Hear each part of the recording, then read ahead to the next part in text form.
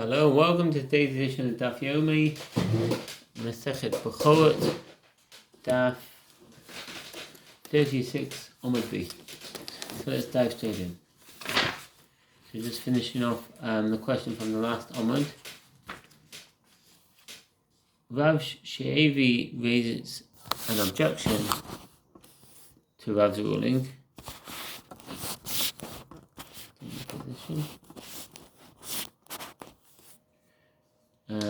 From Mishnah Demai 4.5, in the case of one who says to someone who is not trusted with regard to tithe, purchase produce from me from someone who is trusted with regard to tithe, I one who does not purchase from an ignoramus, who generally does not separate tithe, or if he says purchase produce from me for someone who tithe, even from one who purchases produce from an ignoramus but is careful to set aside tithe upon purchasing the produce, the agent is not incredible to claim that he fulfilled the condition of the one who appointed him. According to Rav, why isn't this agent incredible? Say the principle that with regard to any matter that is likely to be revealed, people do not lie about it. The Gemara answers this is different there. So the start of the Amud B, as he has an easy option of extricating himself from the accusation that he did not fulfill the condition of the one who appointed him by claiming that in his opinion the individual from whom he purchased the produce was to be trusted. Since the issue of the third party's trustworthiness is subjective, the agent is not afraid to lie. The Gemara suggests the latter clause of dismissal certainly supports the ruling of Rav that people do not lie with regard to any matter that will be revealed. How so? The latter clause states that if the one instructed the agent to purchase the produce specifically from so-and-so, who is reliable with regard to tithes, then this agent is deemed credible. It can be inferred from here that Rabbi Yehuda is also addressing a case where the priest claims that he received the firstborn animal from a specific Israelite. If the priest merely mentions an unspecified Israelite, he is not deemed credible, as he could simply claim that he did not remember who it was, says Rosh. The claim that he inherited instructions. Since the one who appointed him mentioned a specific individual, the agent is not suspected of lying, as that individual can be subsequently questioned. The Gemara rejects this proof. There in the mission, since the agent has a claimant, he is afraid to lie. In other words, since the one who appointed him specified an individual, the agent presumes that he intends to verify the matter, and therefore he will not risk lying. By contrast, in Rav's case, since it was a priest who volunteered the information that a specific Israelite gave him an already blemished firstborn animal, he is not concerned that the examiner might seek out the Israelite to confirm the actual fact. Upon hearing Rabbi Yehuda's statement in the name of Rav, Rabbi Yirmiyah Ba'Abba, who's that? And the footnote, two Amoraim are known by the name Rabbi Yirmiyah Ba'Abba. The first was a disciple colleague of Rav, while the second was the third generation Amor and a disciple of Rav Huna who ascended to Eretz Yisrael and studied under Rabbi Yochanan. Rabbi Yirmiyah Ba'Abba referred to here as the former, who was a primary disciple of Rav the Kana ben Surah, and who subsequently became Rav's disciple colleague. See Bekhorot 27a. Rav made the disciples taught his statements in the name of Rabbi Yirmiyah Ba'Abba, among them Rabbi Yehuda. Said, from where did Yehuda know this halacha? Actually, I taught this halacha to Gidol in Rav's name, and Gidol in turn taught it to Rabbi Yehuda. But Gidol corrupted my statement, as this is how I said it to him. An Israelite is deemed credible to say, I gave this firstborn animal to a priest with its blemish. An Israelite is incredible to testify that he gave a priest an already blemished firstborn animal. This applies even if the animal was young and when it was given and is now much older. But there is no concern the Israelite might identify the animal incorrectly. The halacha is in accordance with the opinion of Rabbi Yirmiyah Ba'Abba, Shulchan Aruch 49, already afflicted upon it, and may be stored and eaten. The Gemara asks an Israelite, is it obvious that he deemed credible? It is obvious that he is deemed credible to issue this claim, as he has no use for the firstborn animal. The Gemara answers, no, this ruling is necessary, as it is referring to an animal that was young. It can be inferred from here that Rabbi Yehuda is also addressing a case where a priest claims that he received the firstborn from a specific Israelite. If the priest merely mentioned an unspecified Israelite, he is not incredible, as he could simply claim that he did not remember who it was, says the Rosh. I said that before. So this footnote. Lo zarech ela bakatan. No, this ruling is necessary as it refers to an animal that was young. According to some commentaries, this is referring to the Israelite, not the sheep, If so, the Gemara means that an Israelite was young when he gave the priest the blemished firstborn animal and testifies as an adult that it is the same blemish from his youth. See Ketubah 28a. When the Israelite gave it to the priest and it grew older by the time of his testimony, this ruling is necessary lest you say that as the animal grew older in the interim, perhaps the Israelite does not recognize it, and mistakenly assumes that it was the animal he gave the priest, when in fact it is a different firstborn animal upon which the priest intentionally caused the blemish. Rabbi Yirmiyah bar Abba therefore teaches us that the Israelite is trusted to recognize the animal he gave the priest.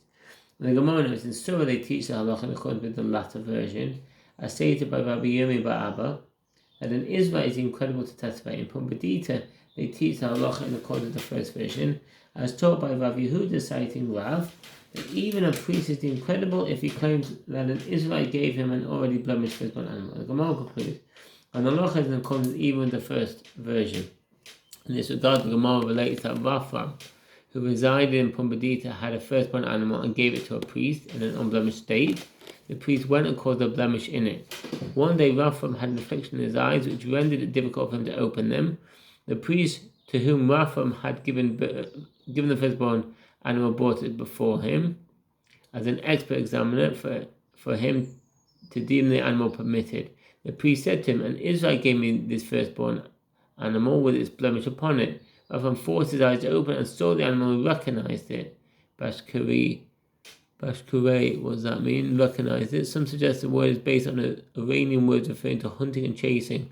Others maintain it is from the root mandiik, an Aramaic dialect meaning to recognize or to identify, as the one he himself had given the priest. Raphael said to the priest, is it not I who gave this firstborn animal to you?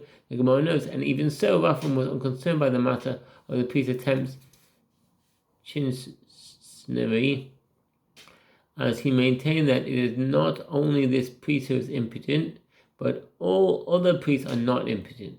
This scenario did not cause Raphael to discredit any other priest's claim that he received the blemish firstborn animal from an Israelite, as this was an exceptional case.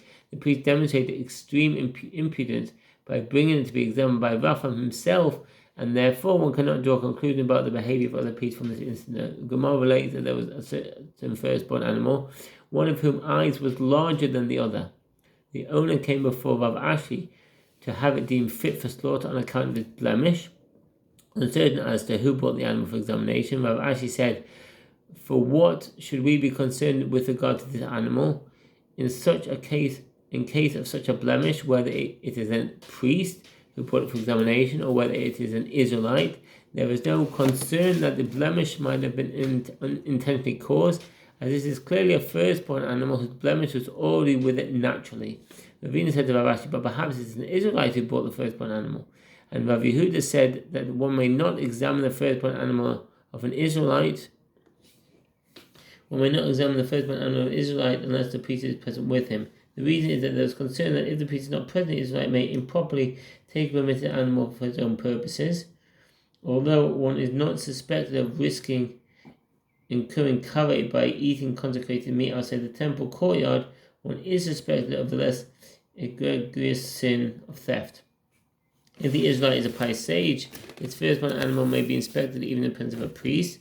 Furthermore, even if the Israelite is not a pious sage, if the blemish is one that unequivocally renders the animal permitted for slaughter, i.e. it is missing a limb, as the Israelite took upon himself to have his animal examined, it is assumed that he is a meticulous observer of halacha, and therefore there is no need for the presence of a priest.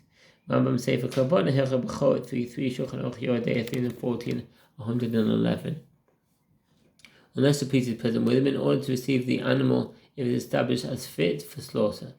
The Rav Yehuda is concerned that if the Israelite's firstborn animal is deemed fit for slaughter, when no priest is present, the Israelite might improperly use the animal for his own purposes. If so, how can Rav Ashi say that there is no problem if this animal is brought by an Israelite? Rav Ashi said to Ravina in response, how can these cases be compared? There, where the presence of a priest is required, it is referring to a case where the halachic status of a blemish has yet to be determined. Now, granted, the Israelite would not risk eating sacrificial meat outside the temple courtyard, as it incurs a penalty of kavod, and he therefore would have the blemishes status determined by an expert. But he is suspected with regard to the property of a priest, although the Israelite will have the status of animal confirmed before risking prohibition and entails karet. He might steal the firstborn offering if it is established as fit for consumption.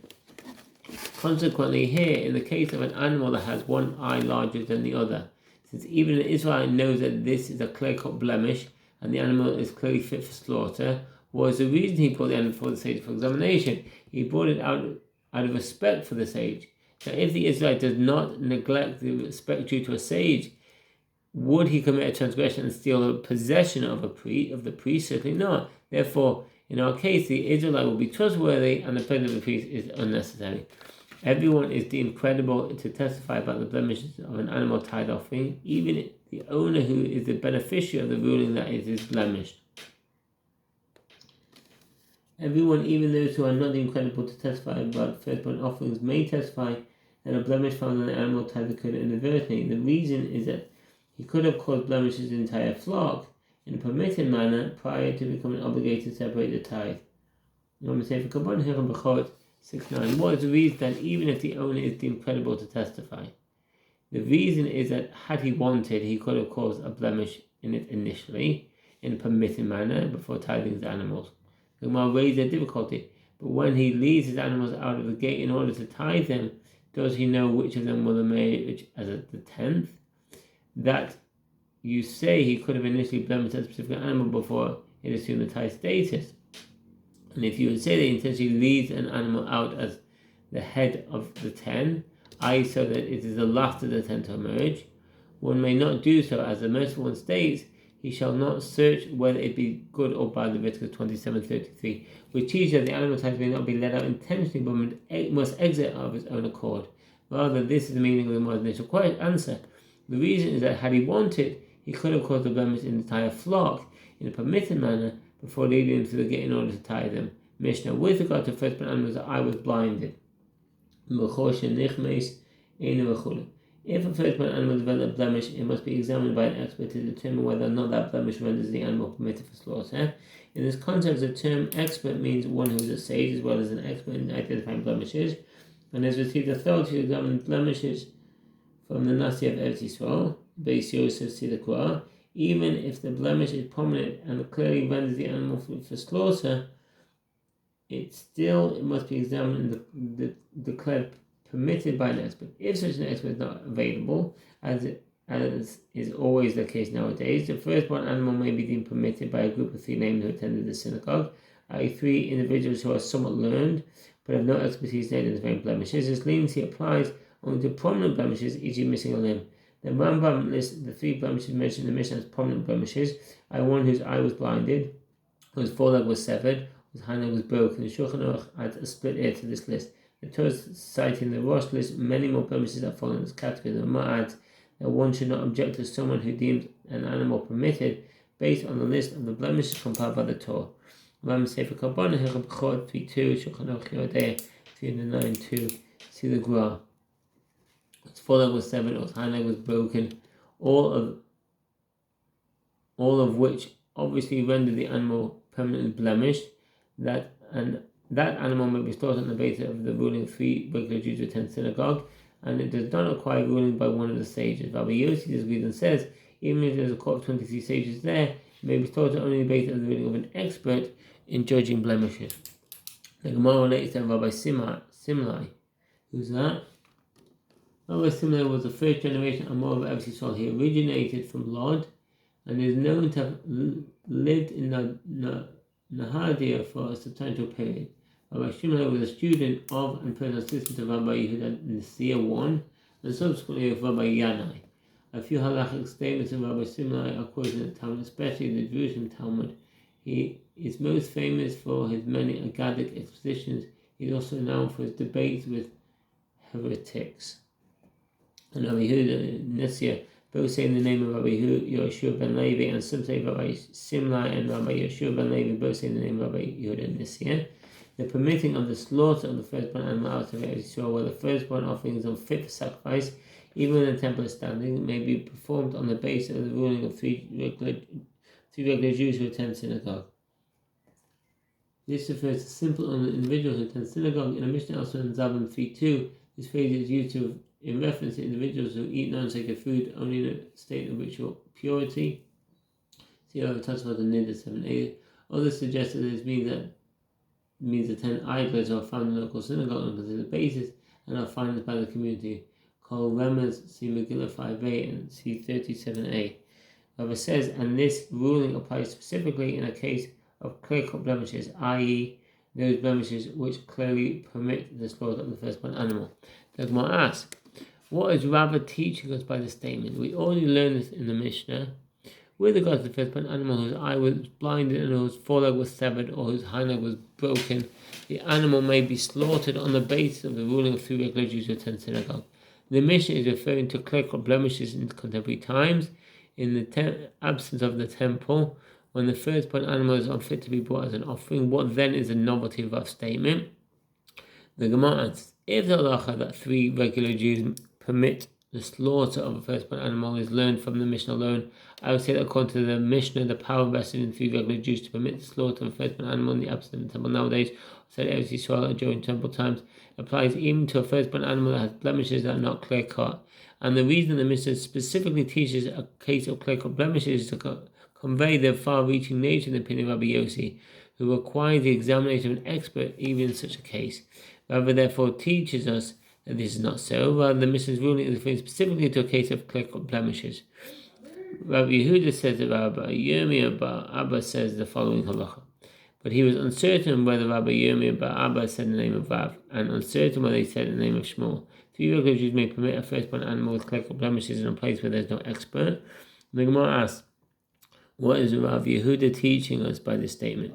We already learned this in the Mishnah. The animal may be slaughtered on the basis of the ruling of 3 regular Jews who attend synagogue. The Gemara answers, if the halacha is learned from the Mishnah alone, I would say that 3 laymen may permit a firstborn animal with clear-cut blemishes even in a place where there is an expert.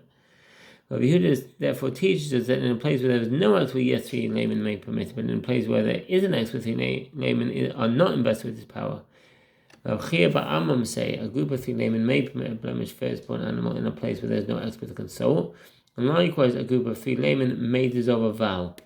So what does that mean? Hadaras Nadarim dissolution by the halacha, the vows, notification by a woman's father or husband, or stated in the Torah, see Numbers chapter 30, and explained it in an entire chapter in the Torah. Vows may not only be nullified when it's requested that the sage dissolve his vow retroactively. Although this halacha does not appear explicitly in the Torah, the sage found allusions to it in the same passage.